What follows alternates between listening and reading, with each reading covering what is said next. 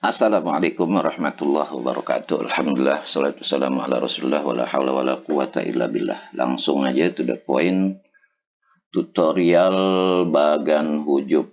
Apa ini maksudnya? Tutorial bagan hujub adalah kita mempelajari mana saja ahli waris yang mendapatkan bagian dan tidak mendapatkan bagian, tergantung dinamika orang-orang yang terlibat di dalam pembagian ahli waris tersebut.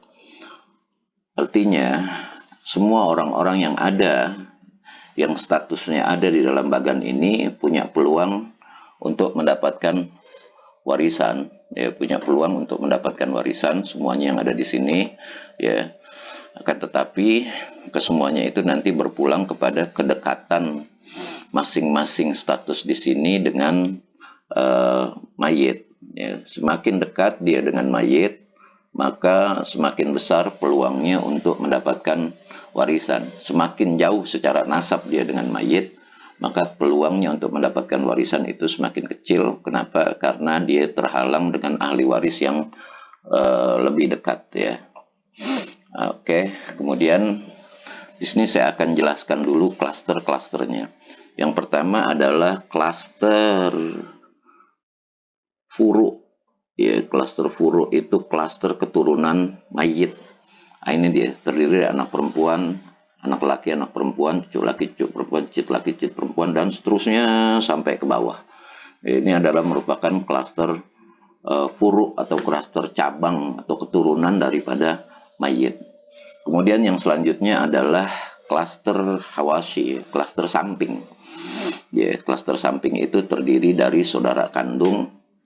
Ya, saudara kandung terdiri dari perempuan, laki, keponakan kandung, ya, saudara kandung, ya, terdiri dari saudara kandung, saudara baik laki maupun perempuan, keponakan kandung, kemudian saudara sebapa, ya, baik perempuan maupun laki-laki, keponakan sebapa, kemudian paman kandung.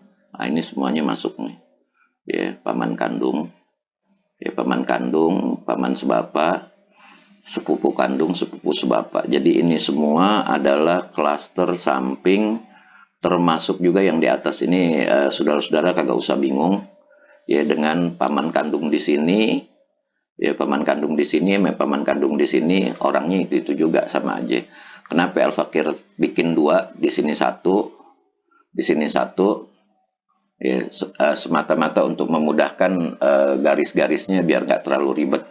Jadi walhasil kalau kita mau lihat klaster samping itu adalah meliputi sini. Klaster samping itu meliputi yang di sini semua. Nah, ini masuknya klaster samping nih. Ya, jadi meliputi area orang-orang yang banyak dan juga ini saudara seibu.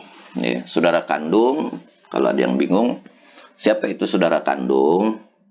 Ya, saudara kandung adalah bapak dan ibu menikah.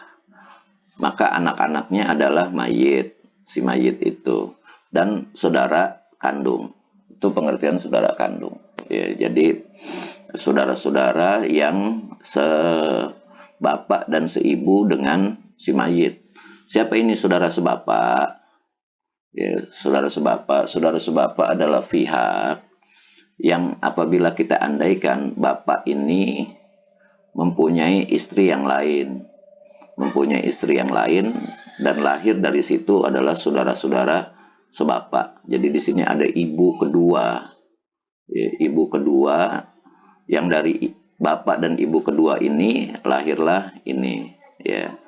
Nah itu dia.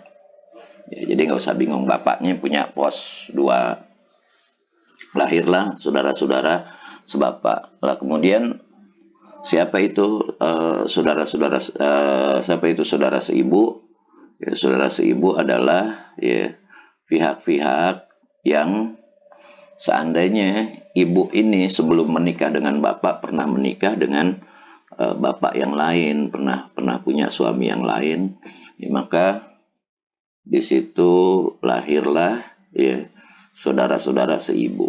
Ya, misalnya ibu nih, ibu pernah menikah dengan bapak yang lain.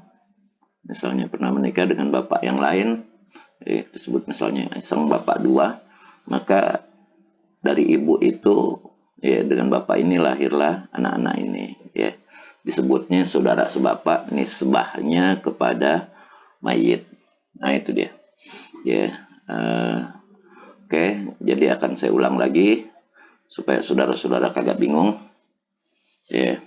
Yang pertama, bahwasanya dari secara keseluruhan ini adalah klaster usul, ya, atau klaster keturunan, maaf, klaster furu, ya, bukan usul, klaster keturunan atau furu, keturunan dari si mayit, anak laki, anak perempuan, cucu laki, cucu perempuan, cicit laki, cicit perempuan, dan seterusnya. Kemudian yang selanjutnya adalah klaster samping, ya, yang areanya itu meliputi ini semua. Oke.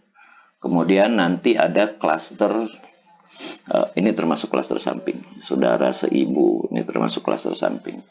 Kemudian ada selanjutnya adalah klaster usul atau klaster atas yang terdiri daripada bapak dan ibu dan beserta pongkol-pongkolnya atau pangkal-pangkal dari keturunan ini, dari ke atasnya ini dari bapak dan ibu. Ya, kakek buyut dari bapak, nenek buyut, nenek jalur bapak, nenek buyut jalur bapak, nenek buyut jalur ibu, nenek jalur ibu, nenek buyut jalur ibu. Nah, kemudian ada satu klaster lagi yang tersisa, yakni klaster suami dan istri. Ini adalah klaster yang paling aman, artinya tidak terhalang dan tidak menghalangi. Oke, ini adalah secara umum bagan daripada ahli waris. Nah, sekarang mari kita lihat kekuatan dari masing-masing ahli waris. Yang pertama, misalnya di sini ada anak laki-laki. Oh, sebelum itu maaf, Al-Fakir ingin jelaskan dulu arah panah-panah ini. Ya, panah-panah ini menunjukkan, ya, arah hujub atau arah penghalangan. Ya, artinya barang siapa dia terkena panah, ya, barang siapa dia terkena panah, seret, maka pihak yang terkena panah itu tidak dapat warisan. Tidak dapat warisan karena sebab terpanah, ya, oleh pihak yang lebih kuat, oleh keturunan yang lebih kuat. Seperti anak lelaki, dia ini memanah cucu lelaki dan memanah cucu perempuan. Dalam bahasa Robin Hood begitu, dalam bahasa Faroidnya artinya dia menghujub, anak lelaki ini menghujub cucu lelaki dan cucu perempuan.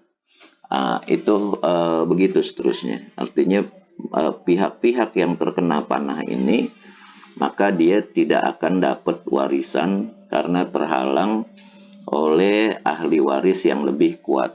Ya, caranya ialah, ya, dengan kita memperhatikan arah-arah ini, ya, arah panah ini. Apabila saudara perhatikan arah-arah panah ini, maka saudara tidak akan salah di dalam menentukan, insya Allah tidak akan salah dalam menentukan pihak-pihak mana saja yang bakal dapat warisan dan tidak dapat warisan berdasarkan kekuatan daripada kedekatannya, ya, berdasarkan kekuatannya, berdasarkan kedekatan si ahli waris tersebut dengan mayit. Oke, ini yang pertama. Ya, nanti kita akan sambung lagi dengan tutorial berikutnya. Demikian, terima kasih. Assalamualaikum warahmatullahi wabarakatuh.